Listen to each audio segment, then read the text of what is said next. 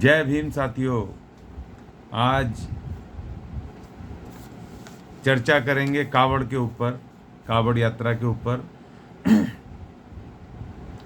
मैं कावड़ यात्रा के ऊपर बहुत गंभीरता से सोच रहा था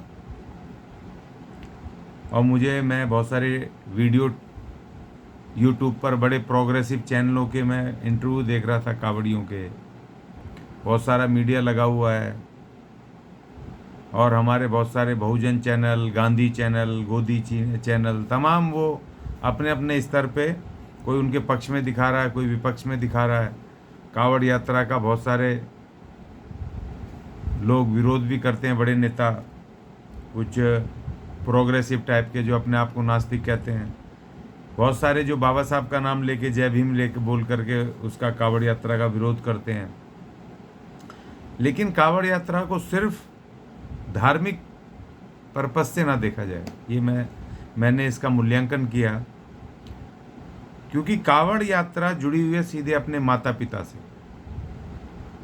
माता पिता को श्रवण कुमार की कहानी सुनी होगी, वो भले ही चाहे अंधविश्वास की है, चाहे वो अध्यात्म की है, चाहे वो पुराणों की है, लेकिन एक कहानी है जिसमें कि एक बहुत बड़ा पक्ष है अपने माता पिता के पक्ष में।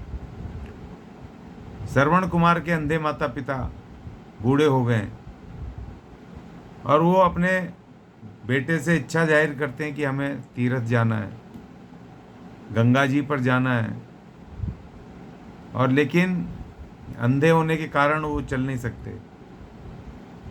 तब श्रवण कुमार अपने माता पिता को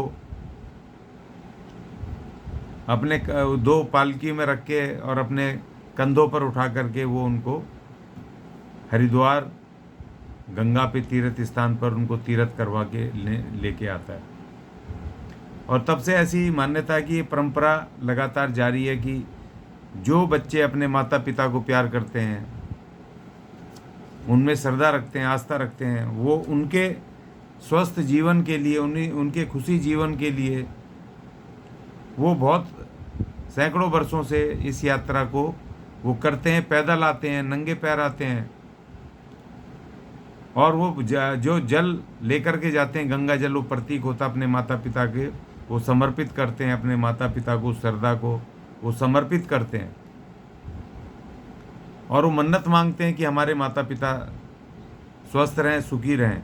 एक ये बड़ी महत्वपूर्ण है, भले ही धार्मिक है, लेकिन इसके अंदर एक वो प्रेम और वो श्रद्धा है अपने माता पिता के लिए, उन बच्चों की, कि वो अपने माता पिता को अपने भगवान से भी ज़्यादा वो आदर करते हैं, सम्मान करते हैं। उनके लिए कई कई दिन, महीनों महीनों पैदल चलते हैं, कई कई किलोमीटर पैदल चल के, और वो इस बात को इजहार करते हैं अपने माता पिता के प्रति, वो अपने प्रेम का, अपने स्नेह का, अपनी श्रद्धा का वो समर्पण करते हैं, और वो बताना चाहते हैं कि हम आपको बहुत प्यार करते हैं। तो ये कांवड़ यात्रा को खाली धार्मिक उससे ना जोड़ा जाए। अभी मैं देख रहा था, एक लड़की और एक लड़का, दोनों भाई बहन, वो गए थे, एक टीवी चैनल उनका इंटरव्यू ले रहा है, और वो 40 किलो उन्होंने कावड़, दोनों भाई बहन इकट्ठे होकर के उठा रहे हैं। तो लड़की से पूछा, तो लड़की ने कहा मैं अपने माता पिता की सलामती के लिए ये लेने आई हूँ, और लड़के ने भी कहा, और बहुत सारे लोगों ने, सभी ने, कावड़ियों ने कहा कि हम अपने माता पिता के लिए आए और अपने लिए भी कुछ मांगने हैं भोलेनाथ से, शिव से, क्योंकि महादेव के साथ भी एक प्रसंग जुड़ा हुआ है कि जब उत्तराधिकार का, उनके बच्चों में उत्तराधिकार का मामला आया कार्तिकेय और गणेश में, तो उन्होंने कह दिया जी कि जो सातों लोकों के, तीनों लोकों के जो पहले चक्कर मार के आ जाएगा माता पिता के पास, वही उसका उत्तराधिकारी होगा। तो वो भी प्रसंग जुड़ा हुआ है इसके साथ, तो इसलिए महादेव से जुड़ा हुआ सीधा है।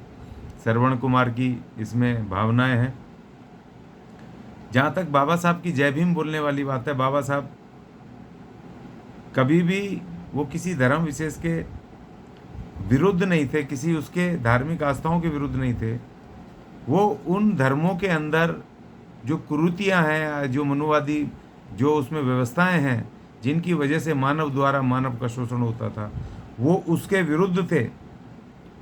बाबा साहब, मुझे प्रसंग याद है जब बाबा साहब की उनकी धर्मपत्नी का देहांत हुआ, क्योंकि वो पूजा पाठ में बहुत विश्वास रखती थी। तो बाबा साहब ने जब जब उनका देहांत हुआ तो उनका क्रियाक्रम उन्होंने हिंदू रीति रिवाज से करवाया।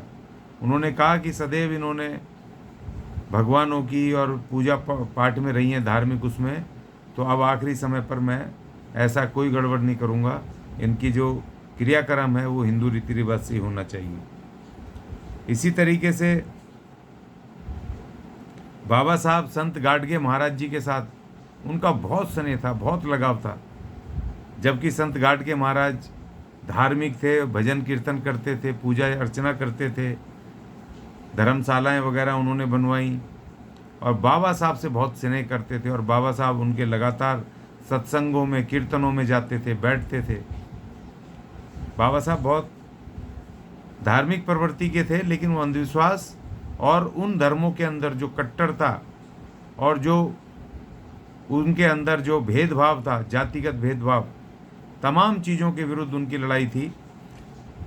इसीलिए बाबा साहब धर्म के खिलाफ नहीं थे। तो इसीलिए बाबा साहब ने हिंदुओं को कहा था कि भाई, उनको सुझाव दिए थे कि अगर आपने हिंदू धर्म को मजबूत रखना है तो इसमें कोई सर्वसम्मति से सारे हिंदुओं के, जिसमें सभी जातियों के हिंदू हों, उनकी सर्वसम्मत एक अपना ग्रंथ की आप उसको निर्मित करो, एक ग्रंथ, सर्वमान्य ग्रंथ बनाओ। और उन्होंने कहा था कि ये जो पुरोहित बनते हैं, ये पुरोहित स्टेट का मामला होना चाहिए, स्टेट नियुक्ति करे, और जो पुरोहितों के लिए उनको परीक्षाएं पास करनी हो, उसका पूरा सिलेबस हो, डिग्री कोर्स हो, कि उसको परीक्षा उत्तीर्ण करें और स्टेट वैकेंसी निकाले और बाकायदा इंटरव्यू हो, और जो भी काबिल हो, योग्य हो, वो पुरोहित बने। तो बाबा साहब ने हिंदू धर्म में सुधार की भी बात की। तो इसीलिए मुझे इस बात का ये एहसास हुआ कि कावड़ का विरोध करना, मैं समझता हूँ, ठीक नहीं है। क्योंकि कावड़ अपने आप में एक भावनात्मक, एक परिवार का, एक बच्चों का अपने माता पिता के साथ एक अटैचमेंट जो जुड़ा हुआ है, इसको होना चाहिए। मैं देखता हूँ आज जो लोग कावड़ नहीं जाते, पढ़े लिखे बच्चे हैं, खूब पैसा कमा रहे हैं, वो अपने माँ बापों को वहाँ छोड़ आते हैं, वृद्धावस्था आश्रम छोड़ करके आते हैं, ओल्ड एज होम छोड़ के आते हैं, जिनके पास बढ़िया कोठियाँ हैं, फ्लैट हैं, अच्छा कमा रहे हैं। उनकी कोई श्रद्धा नहीं है अपने माता पिता में। अब इनको धार्मिक कह करके आप उस बात को नहीं नकार सकते ना, इनके माता पिता के प्रति इनके स्नेह को, प्यार को, श्रद्धा को नहीं नकार सकते ना। बहुत सारे ऐसे लोग हैं, अच्छा कमा रहे हैं, सब कुछ कर रहे हैं, लेकिन अपने माँ बाप के प्रति उनके अंदर कोई श्रद्धा नहीं, कोई भाव नहीं। तो ऐसे नास्तिकों को या प्रोग्रेसिवों को या जय भीम बोलने वाले को, उनको आप कैसे जस्टिफाई करोगे? कैसे आप कहोगे कि ये कावड़ियों से ज़्यादा बेहतर हैं? मैं तो बिल्कुल नहीं करूँगा। मैं तो कहूँगा कि ये कावड़िए लाख नहीं करोड़ गुना अच्छे हैं ऐसे बच्चों से जो अपने माता पिता को उनके हाल पे छोड़ देते हैं।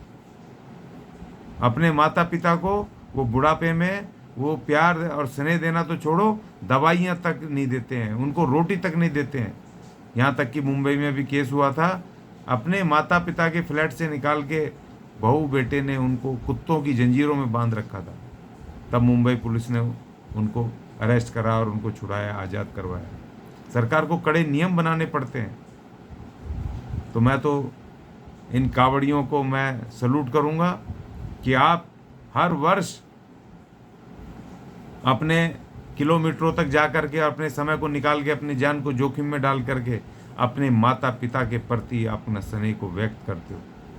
उनके लिए, उनकी सलामती के लिए, उनकी बेहतरी के लिए आप जाते हो, वहाँ पर किलोमीटरों तक जाते हो, दिनों दिन भूखे प्यासे रह करके आप इस यात्रा को तय करते हो। तो इस यात्रा को सिर्फ धार्मिक रूप से ना देखा जाए, इस यात्रा को अपने बच्चों का, अपने माता पिता के प्रति समर्पण के रूप में देखा जाए। ये आज मैं कहना चाहता हूँ और उन लोगों से कहना चाहता हूँ कि इस कावड़ यात्रा की निंदा ना करें, विरोध ना करें, क्योंकि ये एकमात्र ऐसा प्रतीक है इस देश के अंदर जो अपने बच्चों को, अपने माता पिता के लिए इतनी कड़ी मेहनत करने के लिए वो प्रेरित करता है। जय भीम, जय भारत, जय संविधान।